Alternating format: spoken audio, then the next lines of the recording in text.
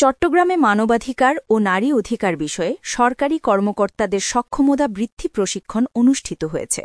বুধবার সকালে চট্টগ্রাম জেলা জজ আদালত ভবন সম্মিলন কক্ষে যুগান্তর সমাজ উন্নয়ন সংস্থা জেএসইউএস এর আয়োজনে নাগরিকতা সিভিক এনগেজমেন্ট ফান্ডের অর্থায়নে এবং অপরাজেয় বাংলাদেশের সহযোগিতায় পারায়ণ প্রকল্পের আওতায় দিনব্যাপী এই প্রশিক্ষণ অনুষ্ঠিত হয়। অনুষ্ঠানে সভাপতিত্ব করেন জেএসইউএস সভাপতি অ্যাডভোকেট মোহাম্মদ রফিকুল আলম। প্রশিক্ষণের উদ্বোধন করেন চট্টগ্রামের সিনিয়র জেলা ও দায়রা জজ মোহাম্মদ হেমায়েত উদ্দিন। বিশেষ অতিথি হিসেবে উপস্থিত ছিলেন জেলা legal aid officer Rupon Kumar Das, মহানগর পিপি অ্যাডভোকেট মফিজুল হক ভূঁইয়া, সিনিয়র তথ্য কর্মকর্তা বাপ্পি চক্রবর্তী এবং থানা মাধ্যমিক শিক্ষা কর্মকর্তা মোহাম্মদ শফিউল আলম। দিনব্যাপী প্রশিক্ষণে মানবাধিকার, লিঙ্গ সমতা, নারীর প্রতি সহিংসতা প্রতিরোধ এবং আইনি সহায়তা নিয়ে বিস্তারিত আলোচনা হয়।